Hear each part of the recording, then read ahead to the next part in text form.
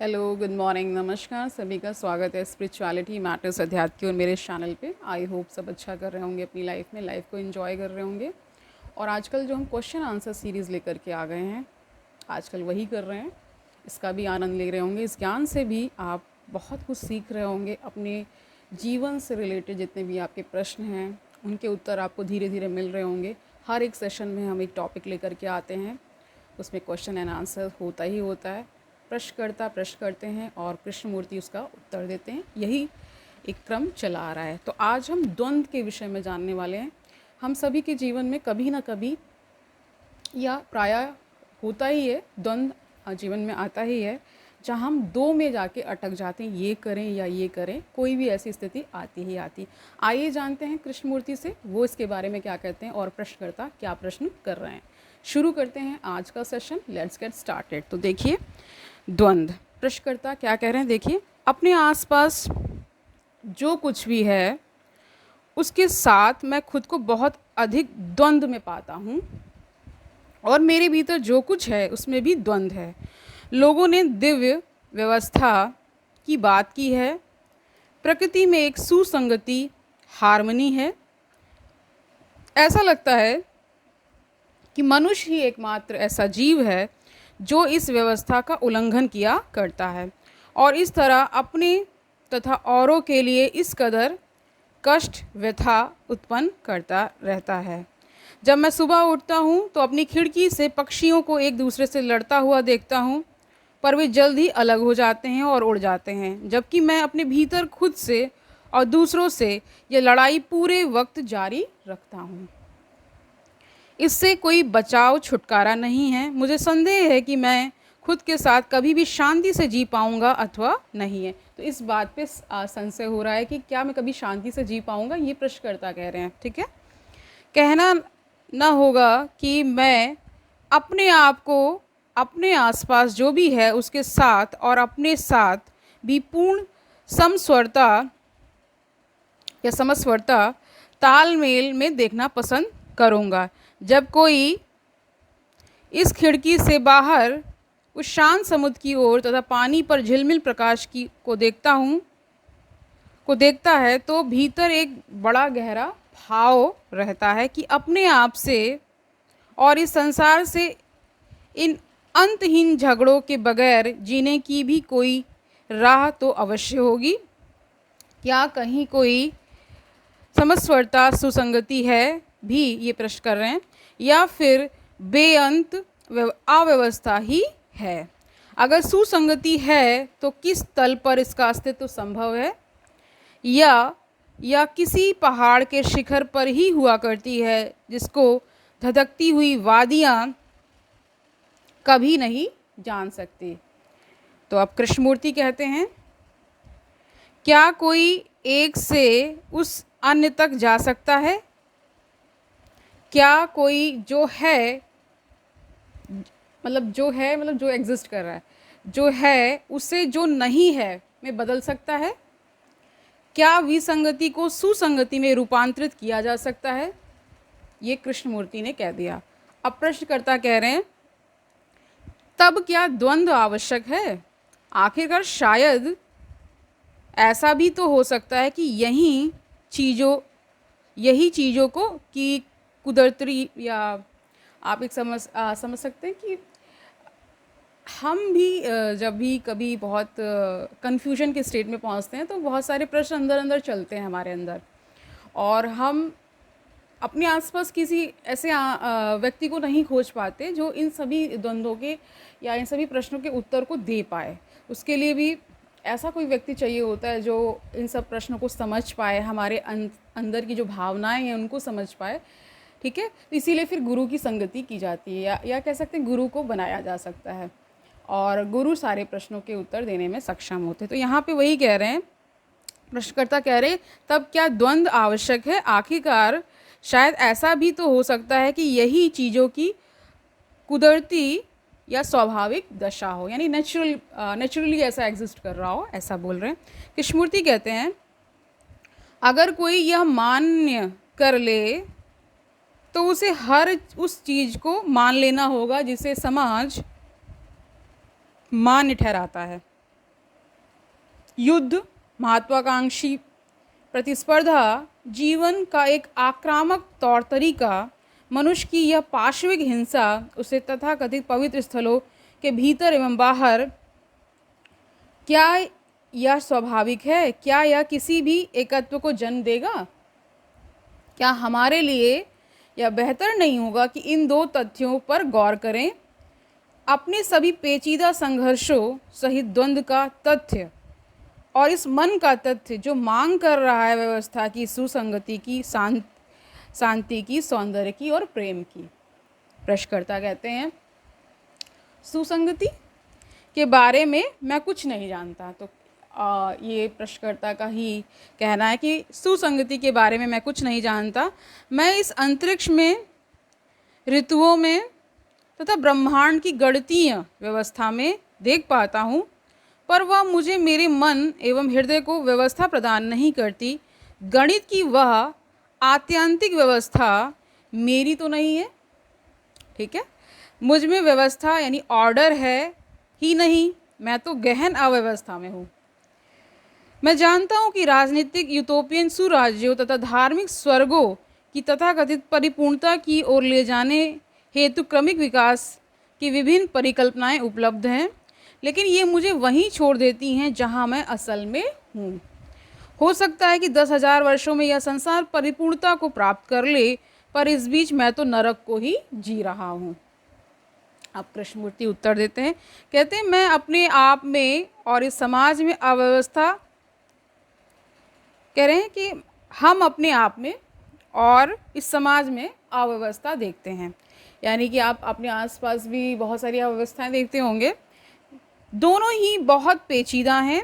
उत्तर तो वस्तुतः है ही नहीं। हो सकता है कोई इस सब की कहते हैं कि हो सकता है कोई इस सब की बड़े ध्यान से जांच पड़ताल करे, बहुत बारीकी से इसका विश्लेषण करे, स्वयं में और समाज में अव्यवस्था के कारणों को खोजे, प्रकाश में लाए, अनावृत करे, यानी उससे पर्दा उठाना कहते हैं उसे, और शायद यह विश्वास कर ले कि वह उनसे मन को मुक्त कर लेगा। केवल यही विश्लेषणात्मक प्रक्रिया अधिकतर लोग अपना रहे हैं, बुद्धिमत्ता से या बुद्धिहीनता से, और यह किसी को भी बहुत दूर तक नहीं ले जा पाती। मनुष्य हजारों वर्षों से खुद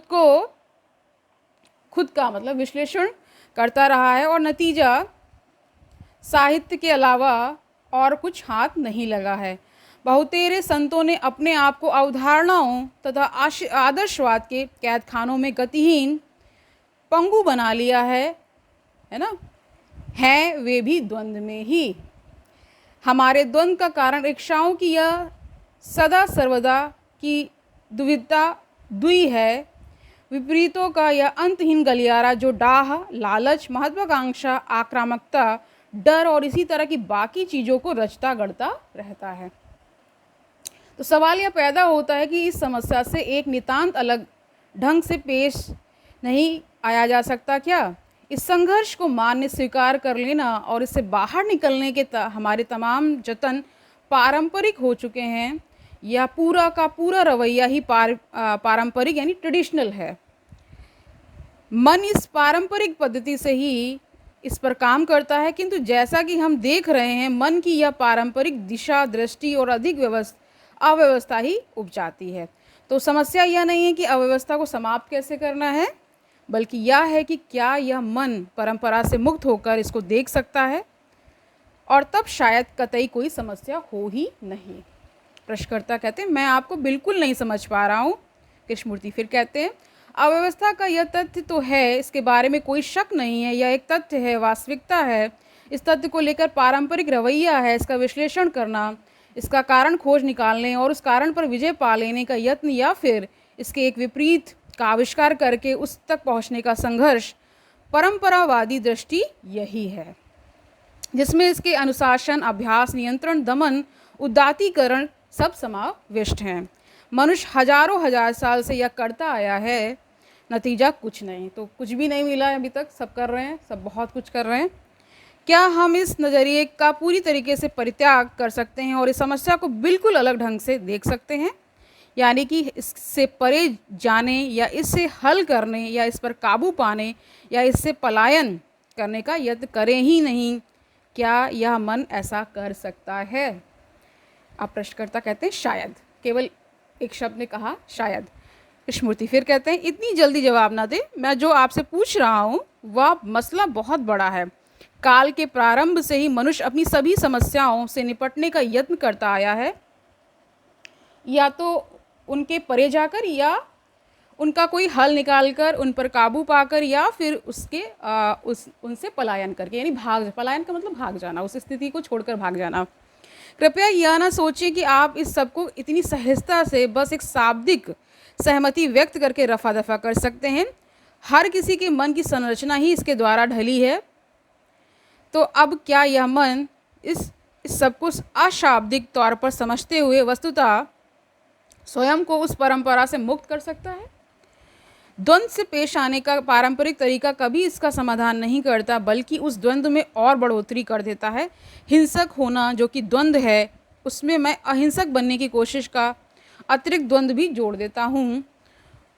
सारी सामाजिक नैतिकता तथा सभी धार्मिक विधि विधान यही तो हैं। क्या हम साथ में हैं? प्रश्नकर्ता कहते हैं हाँ। कृष्णमूर्ति फिर कहते हैं तब क्या आप देख रहे हैं कि हम कितनी दूर आ चुके हैं? इन सभी पारंपरिक दृष्टियों को समझबूझकर खारिज कर देने के बाद इस मन की अयथार्थ अवस्था अब क्या है? क्योंकि मन की यह अवस्था खुद उस द्वंद्व से कहीं अधिक महत्वपूर्ण है। प्रश्नकर्ता कहते हैं मैं वास्तव में नहीं जानता। कृष्णमूर्ति फिर कहते हैं आप क्यों नहीं जानते? आपको अपने मन की इस अवस्था का, अगर आपने वास्तव में उस पारंपरिक दृष्टिकोण को छोड़ दिया है, भान क्यों नहीं है? क्यों नहीं जान रहे आप? या तो आपने उसे छोड़ा है या नहीं छोड़ा।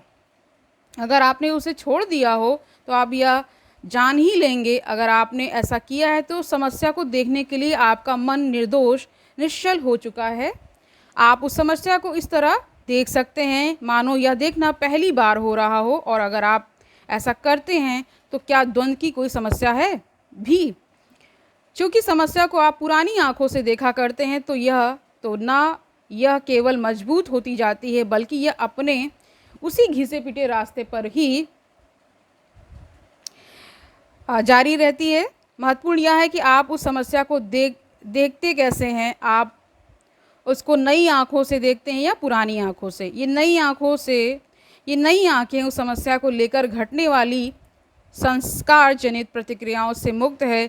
किसी समस्या को पहचान के जरिए कोई नाम देना तक भी उसके साथ पारंपरिक ढंग से पेश आना है। ठीक है। समस्या का औचित्य स्थापन या निंदा अथवा सुख और पीड़ा के हिसाब से उसकी व्याख्या, ये सभी समस्या को लेकर कुछ ना कुछ करने के इसी आदतन पारंपरिक तौर तरीके में ही शामिल हैं। इसी को किसी समस्या के संदर्भ में सामान्यतः विधायक धर्म पॉजिटिव एक्शन कहा जाता है। परंतु जब मन इस सब को बेअसर व प्रज्ञाहीन समझकर एक तरफ हटा देता है, तब वह अत्यंत संवेदनशील, अत्यंत व्यवस्थित एवं मुक्त होता है। प्रश्नकर्ता कहते हैं आप मुझसे बहुत अधिक की मांग कर रहे हैं। मैं नहीं कर सकता, मैं ऐसा करने में असमर्थ हूँ। आप मुझे महामानव हो जाने के लिए कह रहे हैं।